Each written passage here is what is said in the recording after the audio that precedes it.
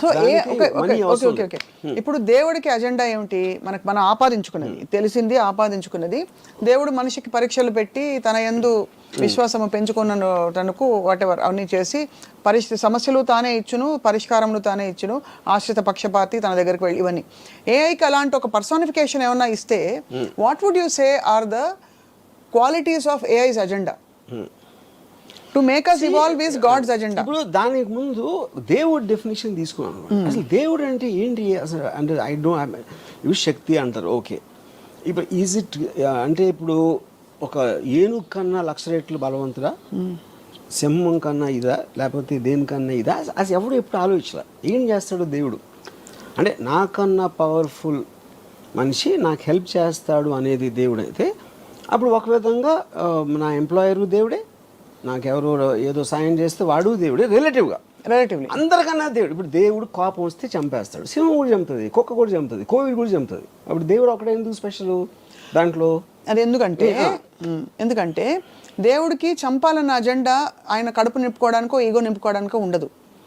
దేవుడికి ఒకటే అజెండా ఇవ్వబడింది, దట్ మనని ఇవాల్వ్ చేసి హయ్యర్ ఎవల్యూషన్ కాన్షియస్నెస్లోకి తీసుకెళ్ళి మనలోని సుప్రీం పవర్ని. అప్పుడు ఏమంటున్నారు మీరు? దేవుడు మొలానే మనం కాలి నడక నుంచి సైకిల్, స్కూటర్ అన్నీ వచ్చినాయి దేవుడు మొల అని అంటున్నారు. What is called, okay fine. అప్పుడు దీని వల్ల వెళ్తున్నారా తిరుపతికి? మీకు తెలిసి మ్యాక్సిమం పీపుల్ ఎవరైతే దేవుడికి అప్పుడు కొబ్బరికాయ కొట్టు అన్నీ చేసేది ఈ కాన్షియస్నెస్తో వెళ్తున్నారా? కోరికలు కోరటానికి వెళ్తున్నారా? లేకపోతే భయపడి వెళ్తున్నారా? చేయకపోతే నేను నరకానికి వెళ్తాను. Everybody will have a different thing. మీ దృష్టిలో అది అయి ఉండొచ్చు. అవును. ఇక్కడ పాయింట్ ఏంటంటే మీరే రాశారు, ఎవరో రాశారు, మీరు కాదు, ఎవరో రాశారు ఒక బుక్లో, అది చదివి నాకు అప్పచెప్తున్నారు. లేకపోతే మీ సొంతంగా ఆలోచించి ఉండొచ్చు, అది కూడా ఓకే. కానీ ఏ విషయంలోకి ఏమవుతుందంటే మన ఊహకి మించిన అది చేస్తున్నప్పుడు దేవుడు ఇన్నిసార్లు ఇన్ని పుస్తకాలు ఎంత దేవుడు ఎప్పటి నుంచో మనం పుట్టినప్పటి నుంచి ఉన్నాడు. మనం పుట్టిన మనం కాదు, నేను చెప్పేది మనిషి జాతి ఉన్నప్పటి నుంచి ఉండాలి. అంతకు ముందు కూడా ఉండొచ్చు. Because he is responsible for the creation of the universe. He's been there for ever.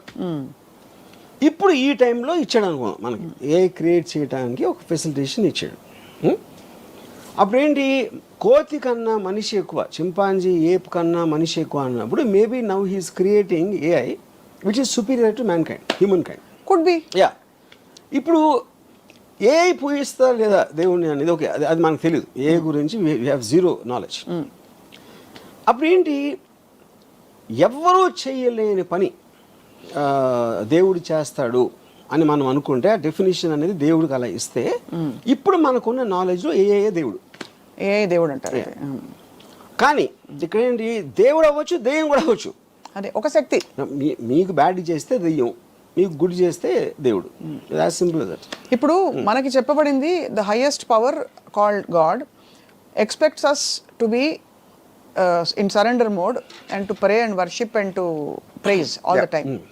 But మనకు తెలిసి మీ దృష్టిలో, మీకు తెలిసిన నాలెడ్జ్లో ఏఐ మన్నించి మానవాళ్ళ నుంచి, బికాస్ ఏఐకి ఎగ్జిస్టెన్స్ ఉండాలంటే కూడా ఒక మనిషి అని ఒక అల్పజీవి ఉండాలి, ఒక హీరో ఉండాలంటే ఒక విలన్ ఉండాలి కదా సినిమాలో, ఒక అంటే వాడి శాంక్టిటీ పెంచడానికి.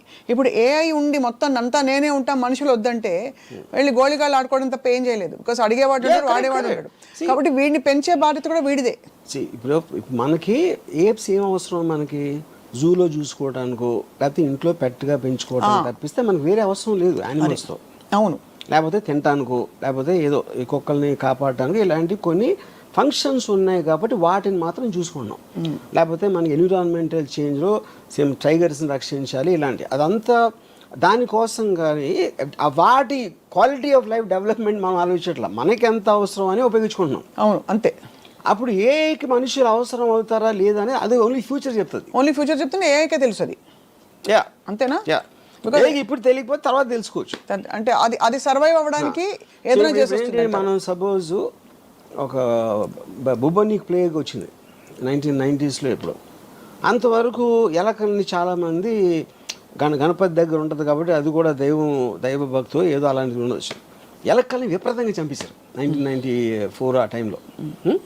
ఎందుకు? ప్లేగ్ దాని నుంచి వస్తుందని తెలిసి.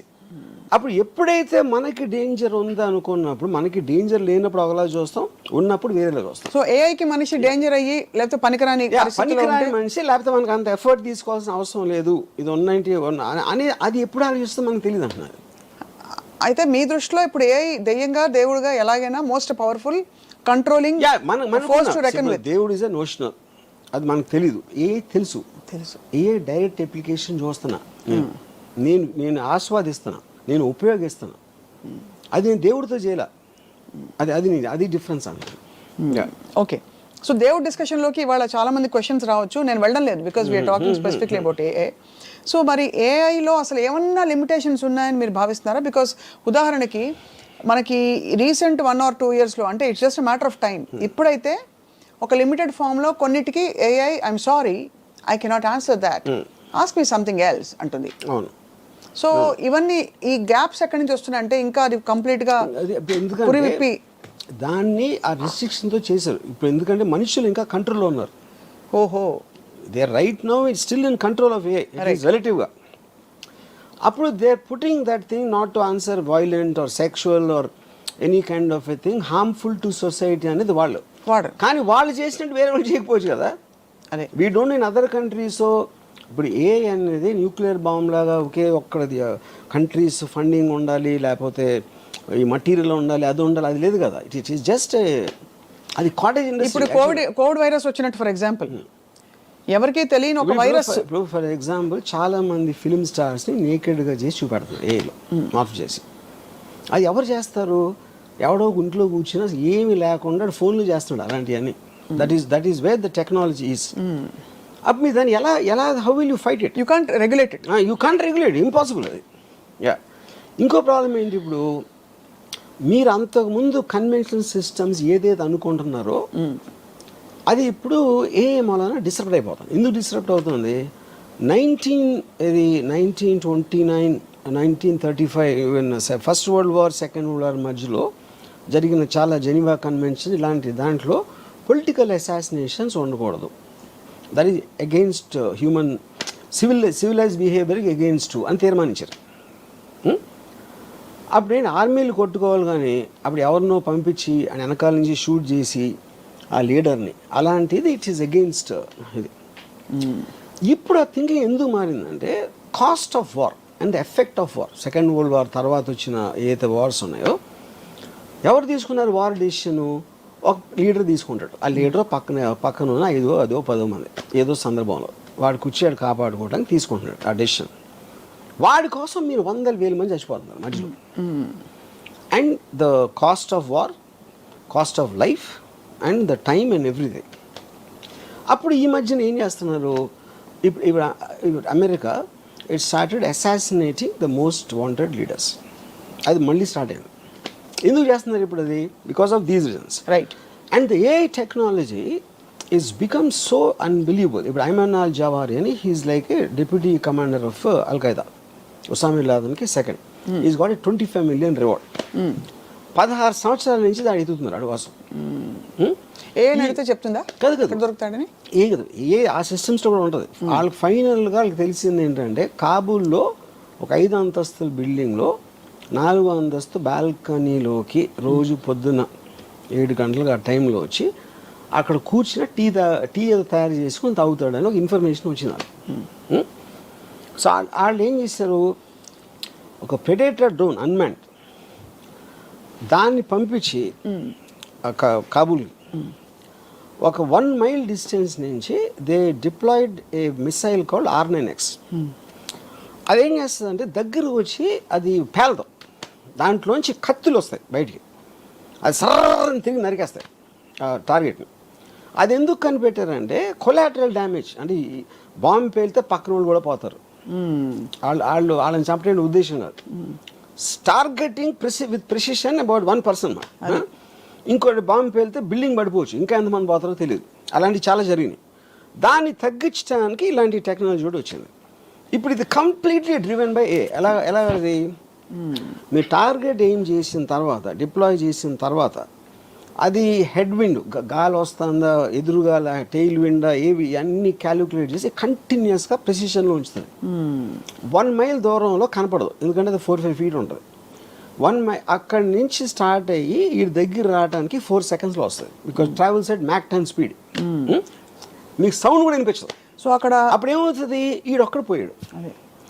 మీరు ఇది లేకుండా చేయాలంటే ఒక పెద్ద ప్లటూని పంపి చాలా వీరోచితంగా పైపులు లోపల వాళ్ళకి తెలిసిపోయి వాళ్ళు షూట్ చేసి వీళ్ళు షూట్ చేసి ఎంతమంది పోతారో ఆడు తప్పించుకుంటాడా లేదా తెలియదు. అది సేమ్ థింగ్ దే ఎంప్లాయిడ్. ఇప్పుడు ఏది మన రాకెట్ సైంటిస్ట్ ఉన్నాడు, మన న్యూక్లియర్ సైంటిస్ట్ ఇరాన్, వాడిని ఆ పర్టిక్యులర్ దాంట్లో వచ్చి ఆడి దగ్గర కొట్టి అది లేచిన తర్వాత ఒక ఏమంటుందని లాన్లోంచి ఒక రోబోటిక్ థింగ్ చేసి మెషిన్ గన్తో కలిసింది. అండ్ మనుషులే లేరు అక్కడ, everything is done by machines control by air.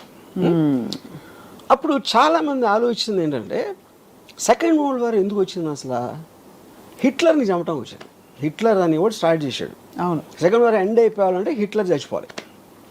కానీ హిట్లర్కి మనకి మధ్యన అది మనకంటే అమెరికన్ ఫోర్సెస్కి 1,000 మంది ఉన్నారు, ట్యాంకులు గీంకులు అన్నీ చేసుకొని. వాడి దగ్గరికి రీచ్ అవ్వటానికి అయింది వార్. ఇప్పుడు ఆడికి వాషింగ్టన్లో కూర్చున్నాడు, ఒక బటన్ నొక్కితే ఈ డ్రోన్ గీనో వచ్చి సపక్కన లేపేస్తే ఇంకా సెకండ్ వార్ ఎట్లా ఉంటుంది. అవును, యూనో కరెక్ట్. ఇప్పుడు రేపు పొద్దున మనకి ఇంకో కంట్రీకి వార్ వచ్చింది సపోజ్. ఇప్పుడు మీరు ప్రైమ్ మినిస్టర్ని joint chiefs of staff army navy naval కమాండర్ని చంపేసినాయి అనుకోండి, మిసైల్స్ వచ్చి, మిసైల్స్ డ్రోన్స్ ఏదో వచ్చి, మీకు లీడర్స్ పోతే వేరే వాళ్ళు వార్ ఏం చేస్తారు. మహారాజ్ చచ్చిపోతే సైన్యం వార్ ఎందుకు చేస్తుంది. అవును, ఈ క్వశ్చన్స్ అని రీఎమర్జ్ అవుతున్నాయి. ఎందుకంటే మీ న్యాచురల్ ఇన్స్టింక్ట్లో లీడర్ని చంపితే అయిపోతుంది కదా అంటే, లీడర్ని అసాసినేట్ చేయకూడదనే మారల్ కోడ్ నుంచి ఈ మొత్తం కాస్ట్ ఆఫ్ వార్ క్యాలిక్యులేట్ చేసి కొత్త మోడల్స్ ఆఫ్ వార్ మొత్తం అంతా కలిసి మనం కేవలం ఎవడో తీసుకొని వాడిని టార్గెట్ చేద్దాం. 20 సంవత్సరాలు ఆఫ్ఘనిస్తాన్లో వార్ జరిగింది, ఫైనల్గా ఇచ్చేసారు, తాలిబాన్ మళ్ళీ వచ్చేసారు. $4 trillion వచ్చింది అమెరికాకి. ఇప్పుడు ఆడ ఫస్ట్ నుంచి ఆడ ఆఫ్ఘనిస్తాన్ దాని చావుని మనకి ఉసామా బిన్ లాదెన్ ఒక్కడే చంపాలి అంటే మీకు కాస్ట్ టైం ఎఫర్ట్ ఎంత తగ్గిపోతుంది, ఖచ్చితంగా తగ్గేది. అండ్ అప్పుడు వాళ్ళు ఏమంటారు, $25 million కాకపోతే $100 million ఇస్తాం ఆయన పట్టుకుంటే. అప్పుడు వాడి చుట్టూ ఉన్న వాళ్ళు శత్రు అంటే targeted assassination killing plans is the future rather than war. అయితే థర్డ్ వరల్డ్ వార్ వస్తుంది, ఇవన్నీ ఇప్పుడు మన బంగ్లాదేశ్ ఏదైనా అవ్వచ్చు. నా పాయింట్ థర్డ్ వరల్డ్ వార్ రావడానికి ఎవడో పెచ్చోడో ఒక న్యూక్లియర్ బటన్ నొక్కేంటే అయిపోతుంది.